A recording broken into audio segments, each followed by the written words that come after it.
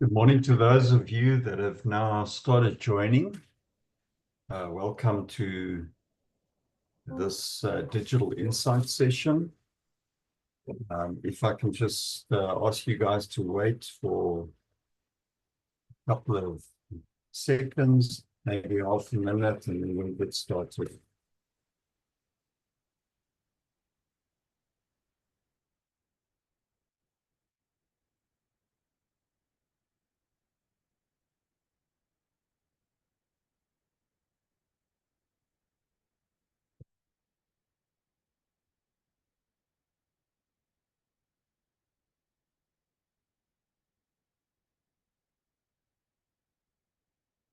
Okay, cool. I think we're going to start, Ryan. So welcome, everybody. This is the Digital Insights for April. As I announced earlier in the year that we will now be hosting these webinars on a monthly basis. And I'm pleased to welcome to the call Ryan Falkenberg. Ryan is the co-CEO of CLEVVA. I'm going to allow Ryan to give us a short introduction to himself and what he does. By way of introduction, I am Neville Cousins. I head up the digital portfolio within BPESA, and then I also lead the special projects team, which is a team that is responsible for managing funded skills projects. So funding that we get, and we place people through work readiness programs into jobs. But Ryan, thank you for joining me today. I'll hand over to you, and then you can do a little bit of introduction from your side. Thanks so much. So, hi everyone. Yeah, so I'm very lucky to be part of a company been around for 14 years, where we've both spent our lives trying to work out how to automate conversations, really to find better ways of taking away the repetitive kind of low value adding work that really undermine, in a sense, sometimes what people can do, and get that automated so we can liberate them, so we can get them doing the work that really differentiates and where they can make a massive difference. And our journey started in really trying to build expert systems to replicate the kind of brain work people were being asked to do that was following rules and systems, and they really had no space to add any new thinking. Their job was to replicate. And our journey has been in, as these technologies have evolved, how do we leverage these technologies to automate more of the repetitive work, and again, unlock the human brilliance in terms of capability. And we've ended up being essentially a digital BPO for organizations, where we now offer companies a full service where we will train and manage a team of AI virtual agents that will either work directly with customers through all their channels, as well as work with their teams to help them handle more and more of the work. And so our team are just specialists in the technologies and in the capabilities. And hopefully I can share a little bit of our experiences and what kind of the insights we're getting in this very fast-moving and fascinating world we now live in. Yeah, thank you, Ryan. Well, it's certainly fast-moving. I think just before we get started, the format for this session is going to be very informal. Ryan and I am just going to have a little bit of a discussion. We're going to take you through a journey of discovery, hopefully. And so what I would like to ask is if anyone has a question that you'd like to ask, or that you'd like us to get into, please feel free to ask that question. Ryan and I have got a sense of an agenda, but we're going to take it as it comes. So yeah, so just and then just in addition to that, there's a couple of articles, documents that we will make available for download.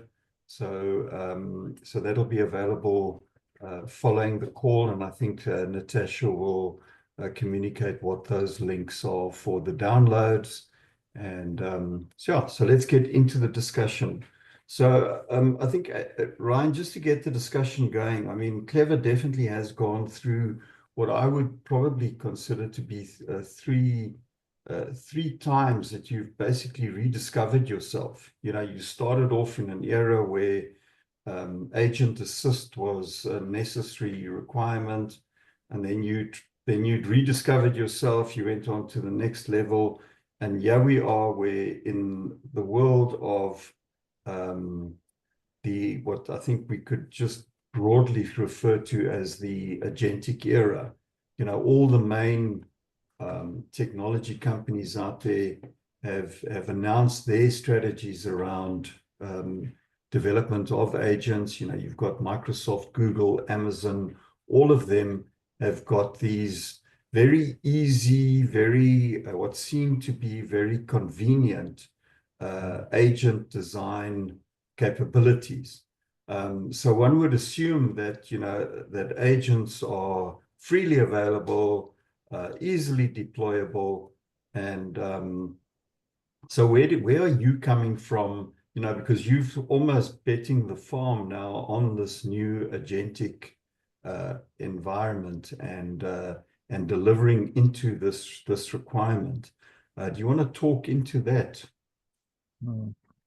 Yeah, and I think just when you talk about we're betting the farm, I mean, we don't believe that like in China, for example, in many of the factories where they basically are dark factories, they don't have a single human, you don't have lights, they just have robots manufacturing en masse. I think in the customer service space, we always saw massive value to human involvement. We just wanted to enable that human involvement and try and remove the dependency of people having to do repetitive work where they can't add the value. And we're doubling down on that in the sense that we're now seeing the technologies, just the capabilities of these technologies over the last few years have accelerated. What's interesting in the customer service space is that we work in a world which is very regulated, it's very prescribed. So a lot of the conversations are structured conversations. You have to say certain things. You need to do certain things at the certain times. And so it is almost by definition a replication role, just with a very engaging experience layer. Whereas if you are looking at a lot of these new technologies, you can have a conversation with ChatGPT. It's a very unstructured conversation, but it feels amazing. I mean, you can have conversation, you think, this is just incredible. It understands me and it can answer me. But essentially, it requires me to then say the next thing, and then it will respond to me. So what we started to really double down on is using the technologies that are applicable to our world, and then really making those effective, and not trying to be all things to everybody. We really are fascinated by the automation of rule-based conversations that have back office systems where you have API issues, you have digital workers or RPA that have to also operate in that space. It's often across systems, often lack of data purity, or you know, you can't necessarily rely on certain data.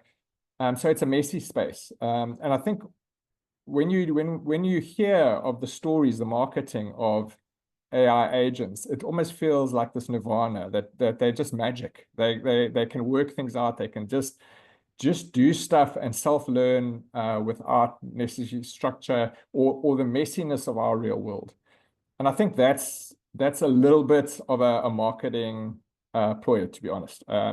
Our world is too messy right now, and our organizations are not necessarily architected to optimize full automation. I think newer organizations may start with a very different architecture that will actually be looking for automation across the various plays, and they will make that a lot easier. And then agentic truth is going to become a lot more experienced by more people.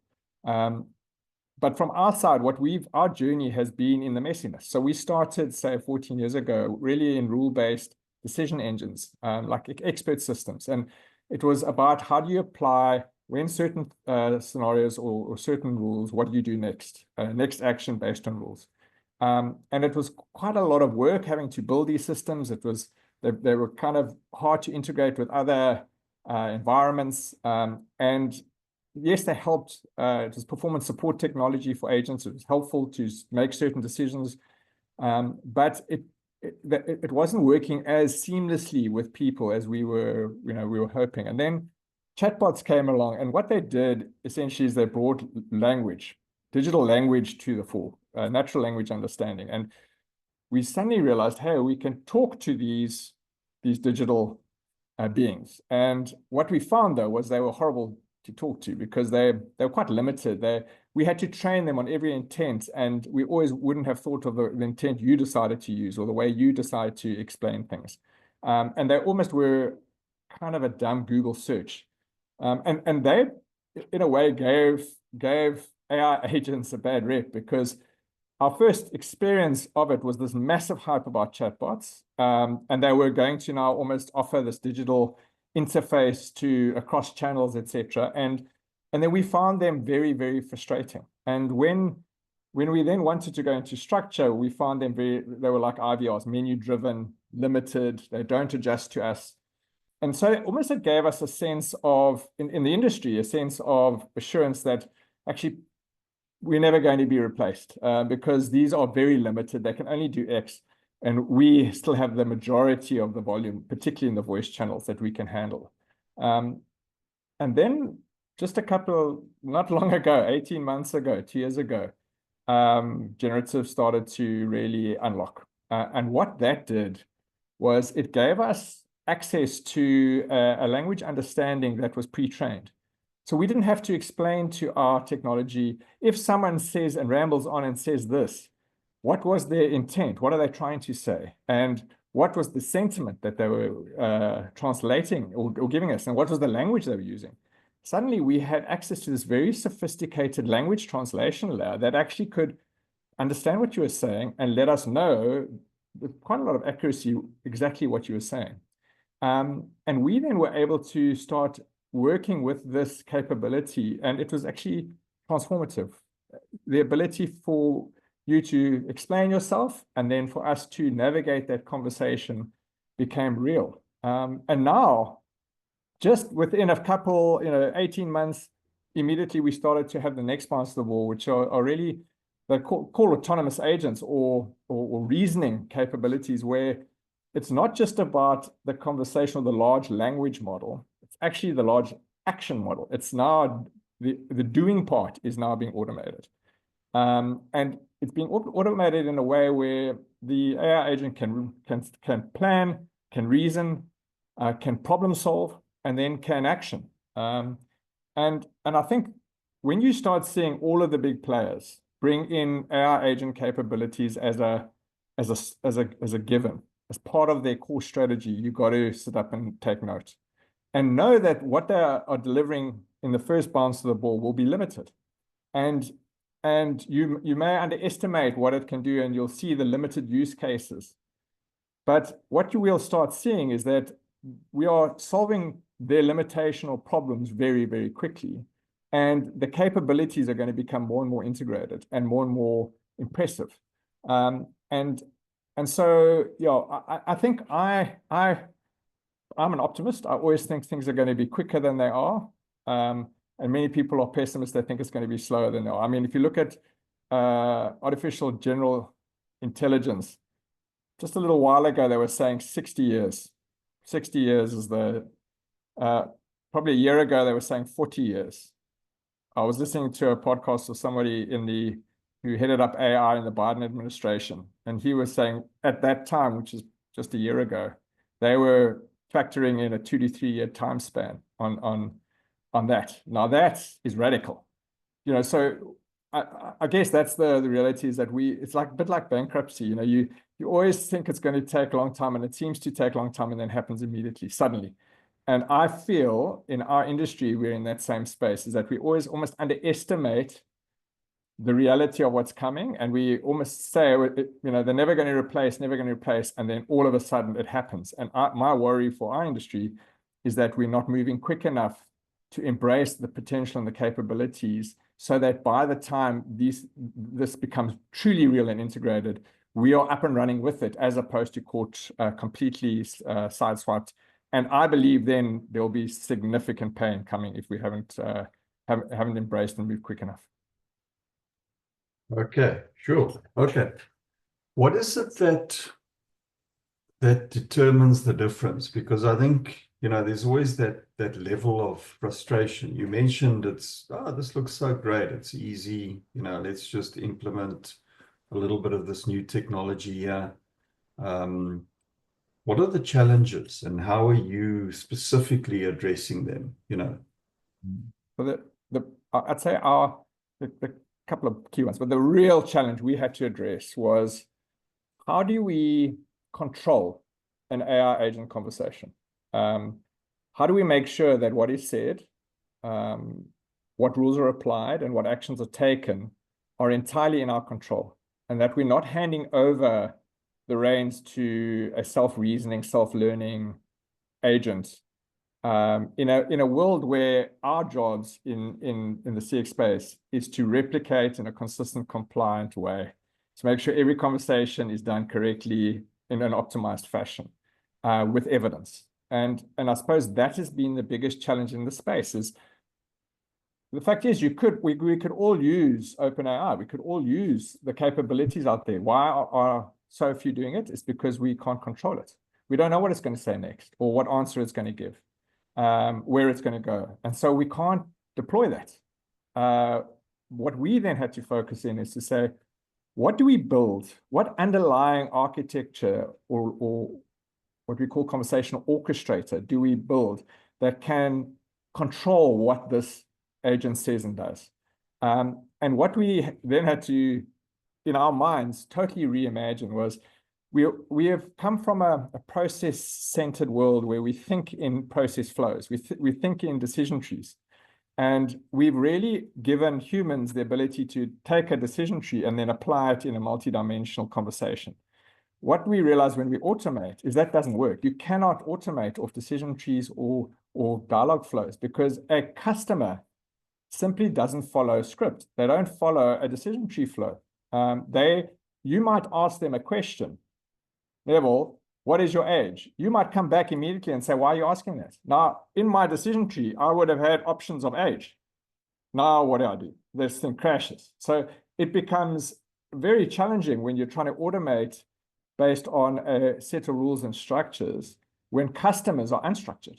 And so the biggest challenge we've had to overcome is how do we build or capture process logic or logic guardrails that are dynamic enough or agile enough to adjust to somebody who is unstructured, but keeps bringing them back into structure.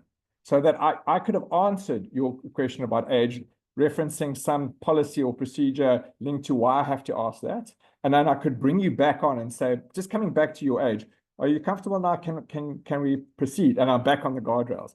So we had to work out what logic architecture can we build that we can leverage system data, we can leverage what the customer's saying, and this dynamic guardrail engine stays trusted. And that was the secret sauce we had to solve, because then we could hook into all of the other amazing advances that are happening without the anxiety that we're going to have a rogue agent. And that also, when we hand over back to an operating system, the data that we're handing over is the data that we know is trusted in the right structure and can flow through. So that, I think, was our biggest challenge, and the one we're most proud of having cracked and resolved.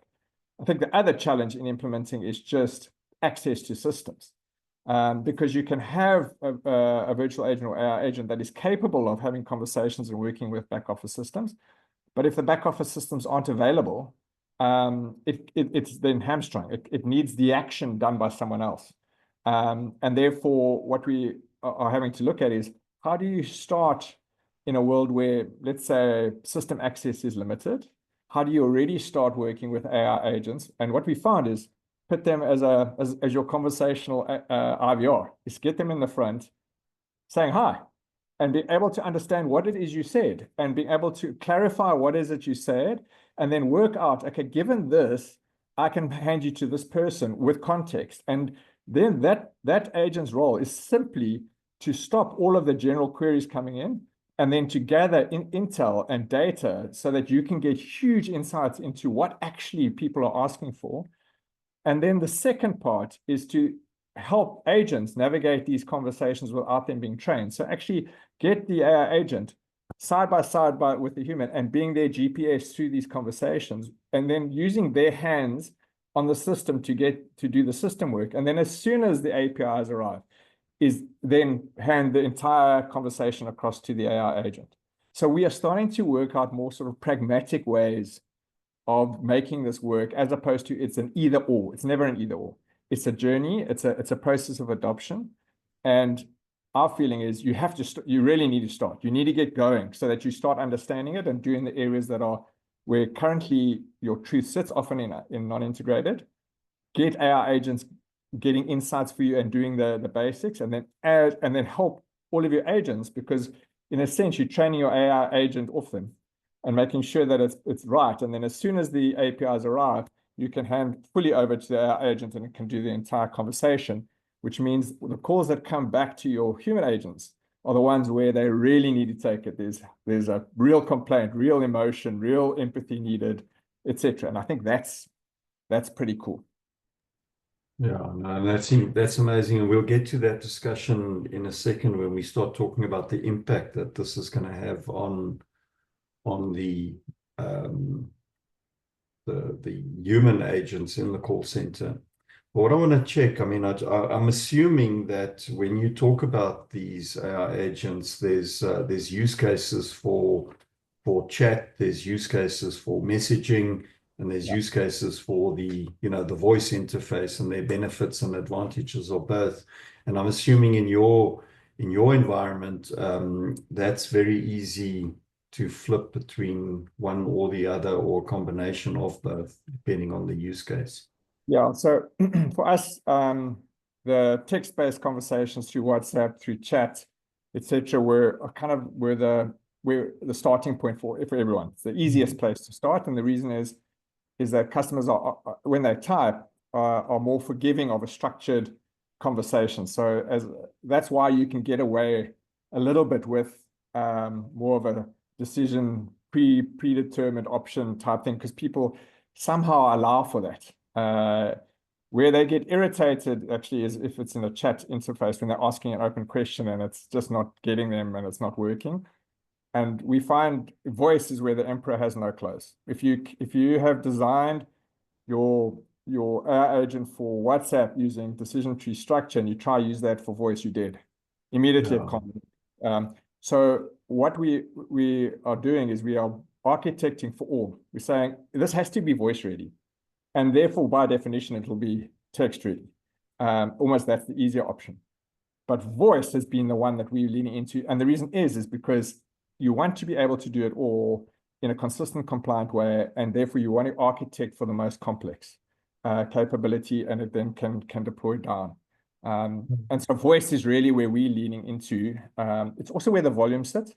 So it's where, lots of volumes. I mean, one of the banks, I think a third of their volume of call that we're dealing with is just a question of what's my balance. They can look, you can look at it on your app, but a third of the call is coming in on that. Now, if you can just get a third of those conversations handled through a virtual agent, suddenly that opens up real conversations, time for real conversations. So I think what we're finding is if you can get voice right and you can focus on channeling the right conversations to the virtual agent, that where there's integration capability and you can prioritize those, you can then augment your human agents with virtual agents that can navigate them through it and learn the logic. You really are getting yourself ready for success, and then by design you can actually leverage it across your text channels. Yeah. Let me just check. Yeah, I understand you've got a demo that you can show us. Is the the fatal demo, huh? The fatal demo, is it up and running? So what I was thinking of is I saw a question there now, and I mentioned it of what do they sound like? So I can give you videos with people talking, etc. But sometimes it's better just to do a live call. So to give you a sense of this, I'm going to call a virtual agent center, which is dealing with kind of retail. It's in the retail space and the telco space. So it's with phones and tablets and all of that. And the challenge really that contact center has is that the number of queries and returns and issues that they deal with is significant, but it's very rule-based. And so what they were looking to do is, so how do we get a virtual agent handling all of those call types so that we can really get our teams to handle the more complex and the more emotional, where the brand is impacted. And so what I'm going to do is I'm going to, and Nev, please just let me know if you can't hear, because I'm going to call on my phone and have a live conversation with the agent. It's a UK-based environment, so it'll talk in pounds, etc. But hopefully you can kind of get a sense of what these agents are capable of. And what I'll try and do is I won't necessarily fully answer what I'm being asked. I'll just change context, and you can kind of get a sense of what these capabilities are really like. So let me just give it a call, and then subscriber you have dialed. Give me a sec while I dial it. Dialed is subscriber you have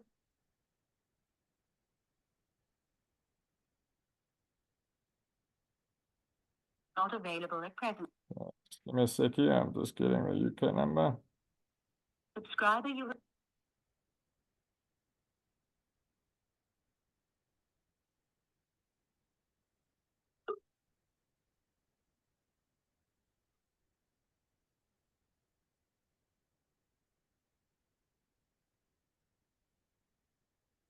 Thank you for making contact. My name is Ava. I am a smart AI agent and I will do my best to help you. What can I help you with? Hi there. I'm having an issue with my Samsung Galaxy tablet, which was delivered yesterday, and it's not turning on. I am so sorry to hear that you had a bad experience with your new Samsung Galaxy tablet. Please could you provide me with your order number so I can help you quickly? Yeah, it's 10102. I will need to authenticate you by sending a one-time PIN to your registered number. Please type or say the one-time PIN once received.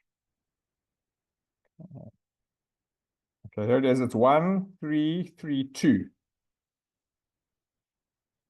You have been successfully authenticated, Ryan Falkenberg.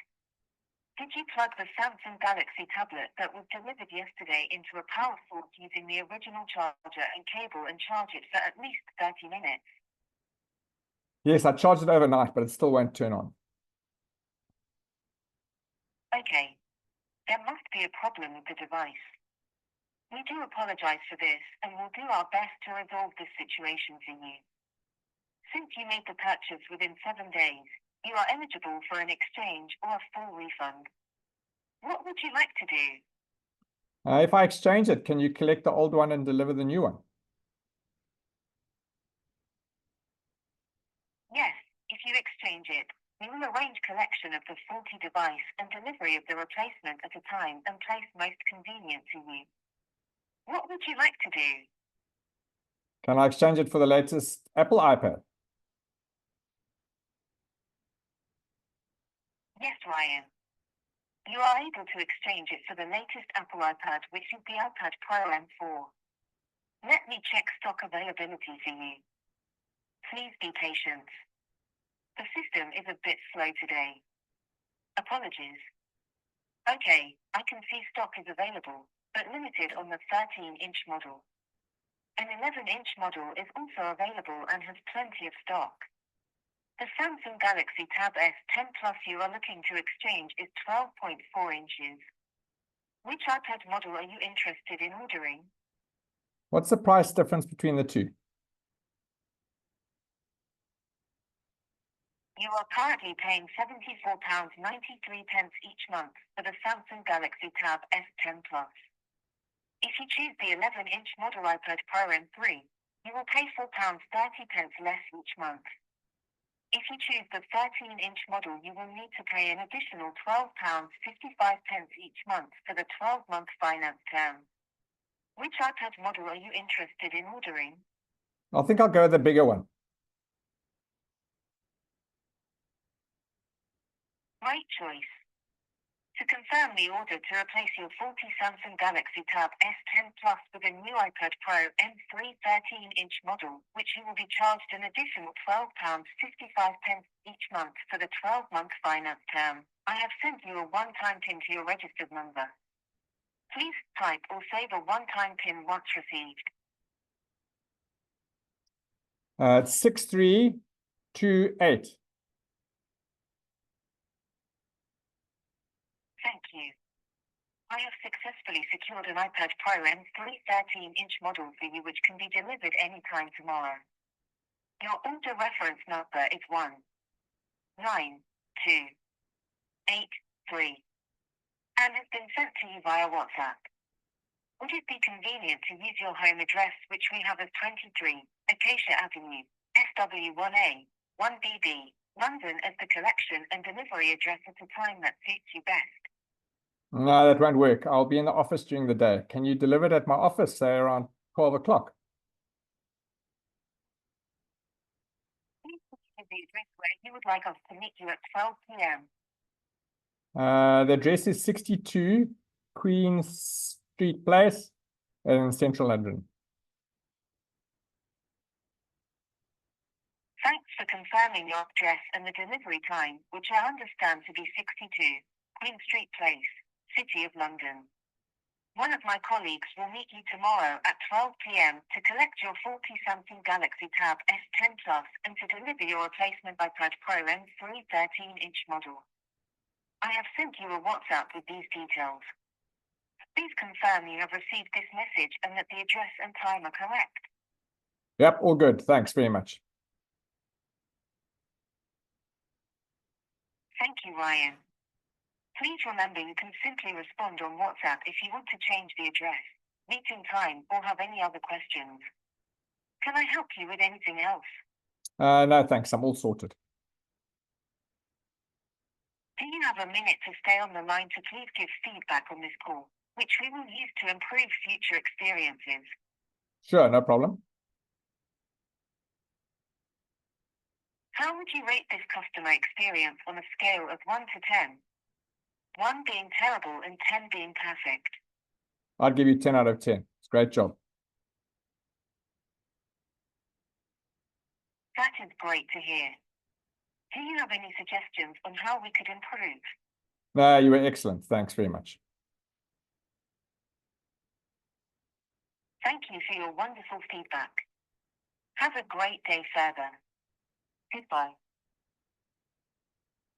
So hopefully you heard that, but I suppose that kind of gives you a sense of what these agents are doing. So what you'll notice, I was asked questions, then I just said something else. It would understand, it would then look, it would use back office systems to trigger certain authentication, certain information.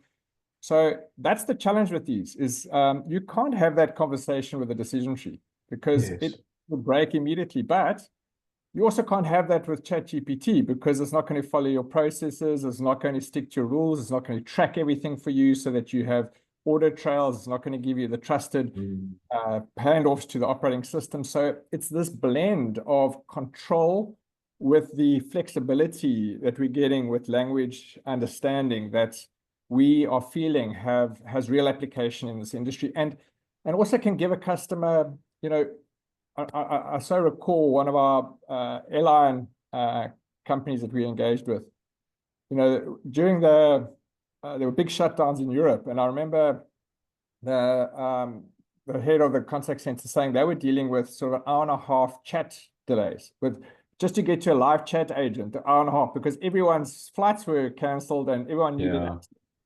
Now, you can't scale people for something like that. There's just no way you can get enough people. But if you had a team of AI agents, they would instantly scale, and I would have got access to help immediately.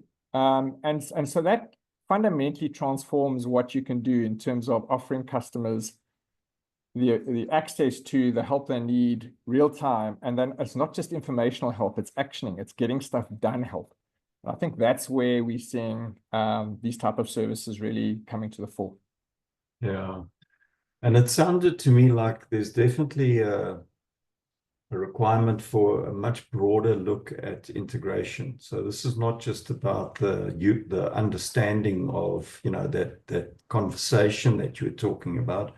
It's also about integrating into the back end processes, the process automation, you know, and then I guess it gets to a point where you have to take into account what's real time and what you need to put into a workflow that might not yet be available, and the agent would have to respond accordingly.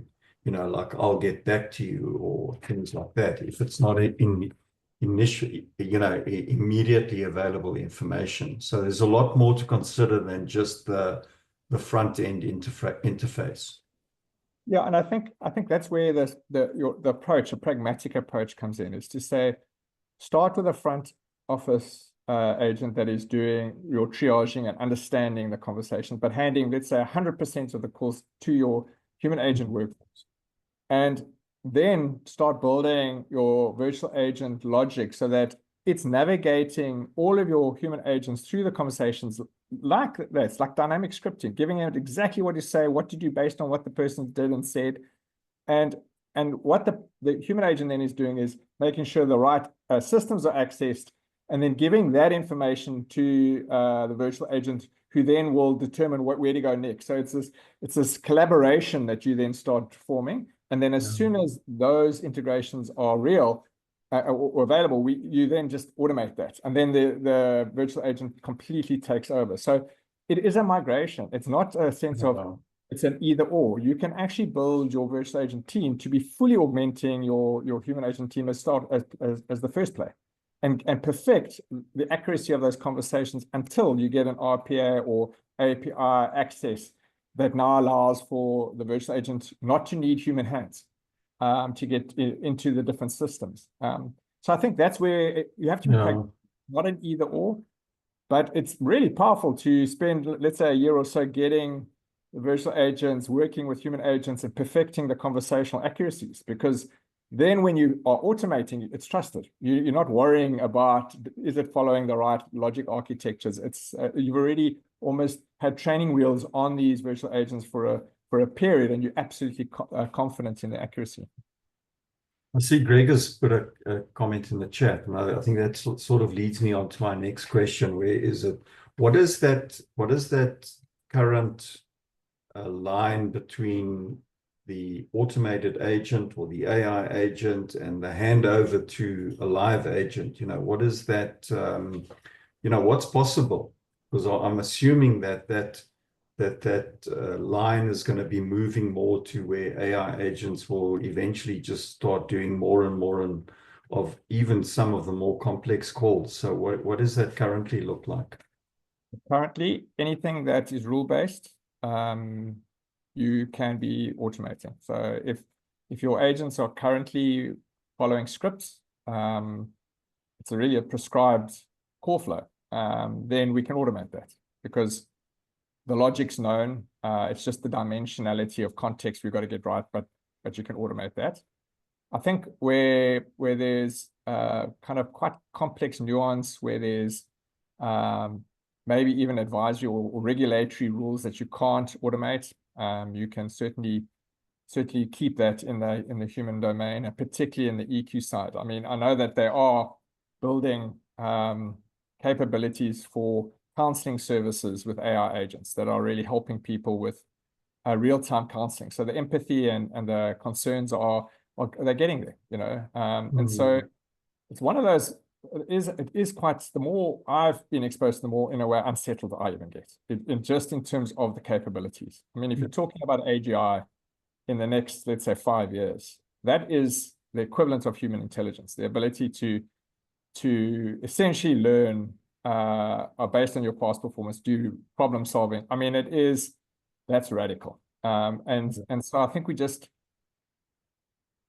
let's not underestimate the capabilities. Our current limitation is our legacy reality, are the systems and the architectures that are not essentially built for automation, for full automation. But I think don't underestimate what is capable when those become real, because a lot becomes possible in a safe way, as I said, with the orchestration capabilities that we have to have for the CX spaces.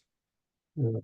I guess there's also a level of pushback, in terms of jobs and agents that are currently filling seats, and there might be a pushback to say, no, the agents are there for those more complex calls and that emotion and how much of that is or how long is it going to take where a lot of companies, and I'm not talking about the BPO specific, but a lot of organizations understand the value of these agents and to what extent they can push the boundaries. I think from a virtual agent or AI agent perspective, the role is to get the job done. So if there's a predetermined action or outcome that needs to be done, there's policies, there's systems, there's rules. I believe that they will be done increasingly. Those actions will be done increasingly. Yeah. Then you've got the relationship side. When I'm having a relationship with a bank, if I can do most transactional work, advisory work, troubleshooting, resolution work through digital support, my need to then speak to somebody lowers because it's effective. It's getting the job done for me. I'm not worrying about it. But what happens is if it's not working. So what you find in this transition period, because a lot of these AI agents have limitations, are frustrating at times. They don't do what I say. They don't understand me. They get stuck in the decision tree hell. I then say, get me out of here. I want to speak to a human. So I'm not often speaking to a human because I just love the human. I'm speaking to the human because I believe they will help me get the job done. But as we get more integrated technologies where context in the app, I can press this transaction. Immediately, the AI agent knows it's this transaction. It can do trigger a whole lot of work behind and already in context solve that problem for you. Well, are you going to then be queuing up to speak to a human agent to solve that? The answer is no. So I think there's a generational shift in that a lot of people plus 50 have still got the history of not trusting the job gets done unless I speak to somebody. But if you think of the young generation, they often don't want to speak to someone. They just want to get the job done. And because they've had access to technologies that have enabled them, that's what they're used to. And in fact, the irritation comes from when a company forces them to go into a human queue. So I think there's a transition is what I'm saying. I don't think this is black and white. Coming back to jobs, we got to be very pragmatic. If you look at, again, going back to China, in a way, CX is often like a factory reality. We are processing calls along certain processes, and we are driven on efficiencies and cost and all of that. It's the same. It's a manufacturing construct. And if you think of the Chinese, they started by differentiating on the price of their skilled force. They actually people would work for nothing. And so that was the differentiator. Lots of hands and effort, very little cost. And so everyone shifted over. Now they are realizing that's not a sustainable competitive advantage, and they have pumped huge R&D and money into full automation of these dark factories.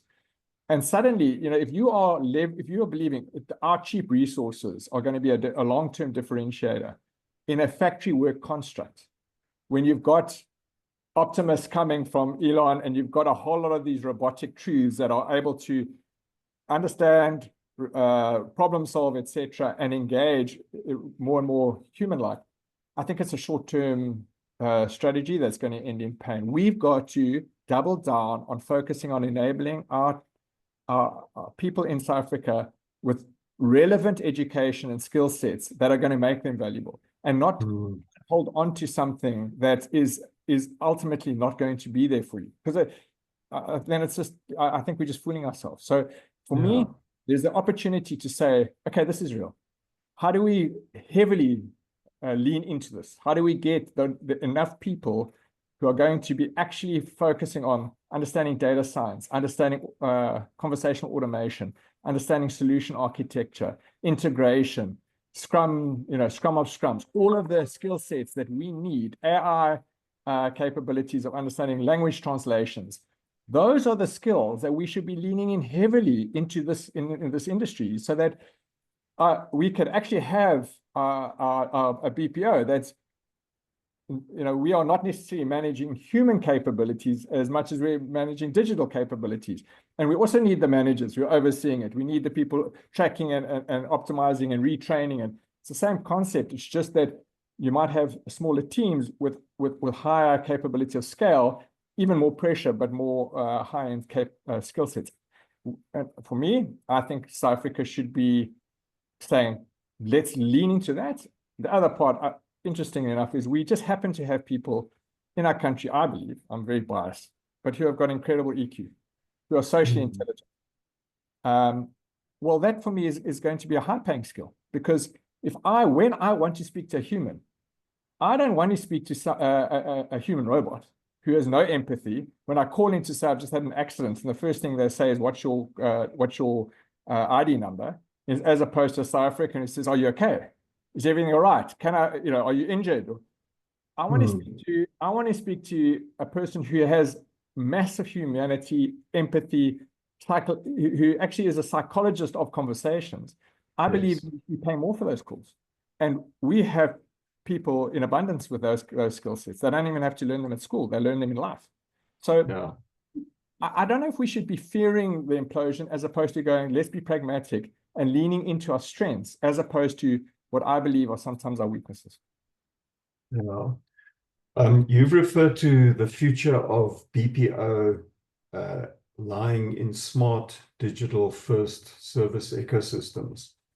And, and what does this future of the BPO look like? So obviously there's going to be the elements that you've just mentioned, but it sounds like you're saying there's going to be a shift across to a much bigger ecosystem. It doesn't mean less jobs. It just means more of a different type of job. Because I know you're working on some of this as a first in South Africa, and if you can just maybe speak into that a little bit, Ryan. So I think the first, why I say digital first, is I believe we historically in our paradigm were human first. We wanted the touch point to be human first. And we were leaning into our differentiator of cost and all of those type of things. If we changed our view and said digital first, in other words, the first touch of a customer is with a virtual agent that can understand me, can try and help and resolve it. And we'll take it as far as we can. And when it can't, it's going to hand over to our human agent. So it's almost that tier is now going to be handed over to human agents, and our human agents are going to begin that conversation in context. They're going to actually already know what has been spoken about, and they will be enabled through augmenting technologies to really have an effective conversation that gets the job done. And where automation then becomes possible, we're going to hand those off to the digital worker teams or the virtual agent teams, and we're going to prioritize those that are highly complex, integrations are difficult, logic needs to be nuanced and complex, EQ needs to be applied, some judgment, personal judgment, some cultural alignment needs to be handled, all of those type of things. You then channel those type of calls and track those type of calls to the human agent team. The other thing is, I don't believe we'll have to be training staff as much on all the processes, policies, products, etc. I think you're going to get a super agent who's going to be augmented by a virtual agent who already is navigating them safely through all of those. What should I offer you? What should I say? What should I do next? And they can actually just be excellent at conversations and not worry. It's like when I drive into places that I've never been to, I rely on my GPS. It guides me through the road safely. My job is just to focus on the road. I'm not trying to work out where to go next, what to turn. The GPS is taking care of direction. I'm focusing on the environment. Same thing for human agents. So I think we're going to be less training them on the details, more training them on the engagement layer, more training them on actually a differentiating customer experience. And we are going to lean into virtual agent teams to say, can it be replicated? Can it be automated? Hand off, because that's not good human brain usage. Because I'm terrible. I don't know about you, but I can learn something and forget it very quickly. I can pass any test you want, and the next day I won't remember half the stuff. And the stuff I do apply is the stuff I remember. Anything that's outside of that, a week later, I'm stuck. Well, that's exactly what happens to all of our teams. So why are we doing that to them? Why are we trying to code their brains with logic that they're trying to memorize, that it's complicated, keeps turning, and it makes them vulnerable? Just get our virtual agents handling that and focus on the meta skills, which don't change a lot. The way I'm dealing with you, let's say in empathy, is not changing a lot. I can become very good at it, very good at selling skills. Just an outbound sales example. One of our insurance clients, 50% of the call is talking through T's and C's in context. Then 30% of that is follow-up calls. Only 20% was actually the convincing sale part right up front. So we said, well, why don't you just get the same team? They just handle the 20%. They then say, I'm just going to hand over, now that you're saying you're keen, I'm going to hand you over to my virtual agent partner who's now going to walk you through the T's and C's, and then we'll engage with you via WhatsApp for all of the follow-up and email for all the follow-up information. And so suddenly you've got a team who's focusing on the 20% where they're damn good, and the virtual agent team handling all of the operational stuff. Oh, I saw my video in. All the operational stuff that then, kind of is not adding the value. So you're getting much more sales because your teams are just selling, and your virtual agents are taking away the grunge work that takes away our capacity. So that's what I see as the future of contact center. It's not going to be, I don't believe, a dark factory where it's only virtual agents. I believe it's going to be a combination, but boy, we're playing people out. They're not in the right position at the moment. Yeah.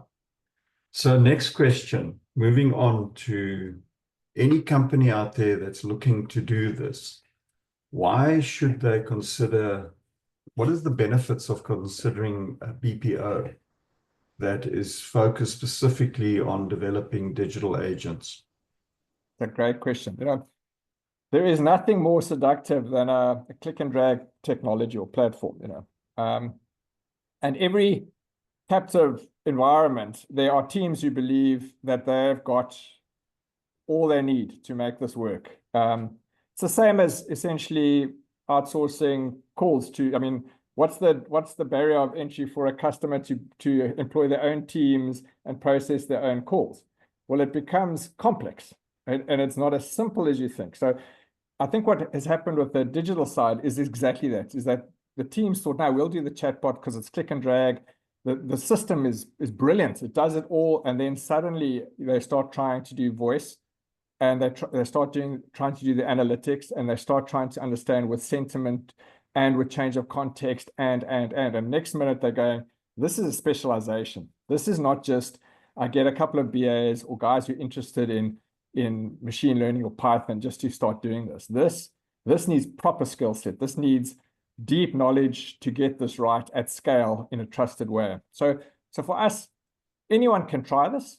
My gut is, as soon as particularly they can try it on WhatsApp and in chat, and they're going to have, as long as they've got the pressure valve of the human agents waiting, they're going to still be using the human agents a lot, because essentially they're going to be powering digital through human brains.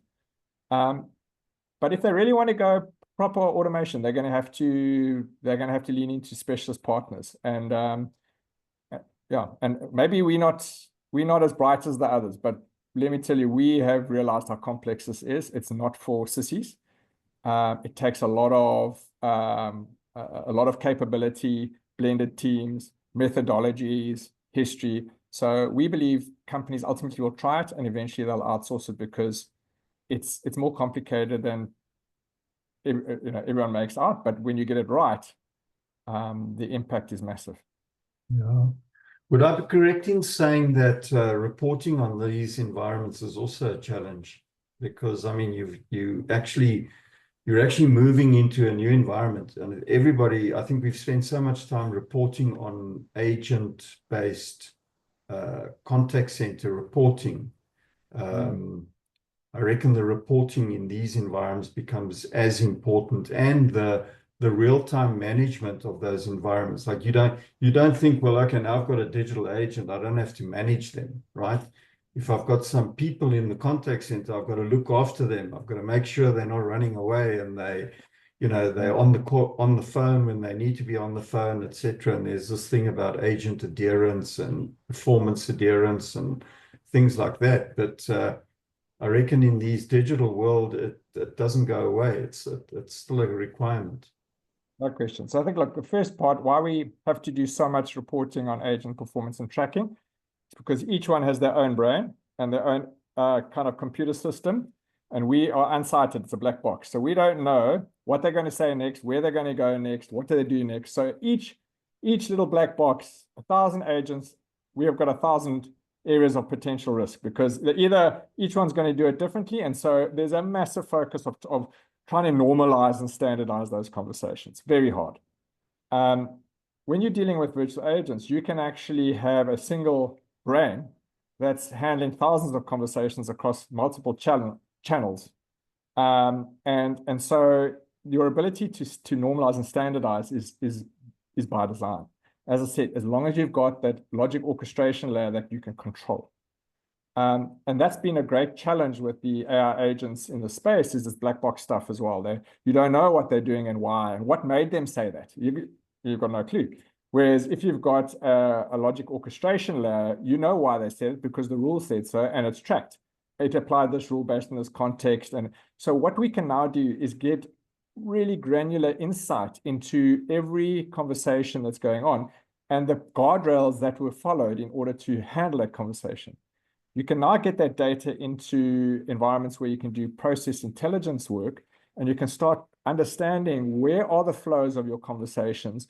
When this happened and lots of people were bailing, why is that happening? If we changed what that virtual agent did and tried something else, let's do an A/B test on that, we may see a shift, and then we can lean into it and maximize it. So what we have, you have a far better control mechanism and a greater insight mechanism, because it's not what I said, it's tracked, it's in the detail, and you can get it across all your channels. So we believe the data insights you can get from a digital BPO or virtual agent team are massive. It's one of the big benefits, both from an assurance, you're not worrying about risk. Are they saying what we hope they're saying? But secondly, we wanted them to say that, and we noticed that we're not doing any cross-sells on that. So maybe we need to rethink, what are we offering on our cross-sell rule? Because maybe we need to drop this or do this, and then let's try that, and then let's track it, and then let's change. So the speed at which you can implement change, that you can assess stuff, is just accelerated. And I think that's where the huge benefits of these kind of services are at the moment. Brilliant. I think we've got about a minute or two left. I just want to check. I mean, Ryan, can you get back to Greg? He left a message. I think, Greg, most of what you've asked, I think Ryan has addressed.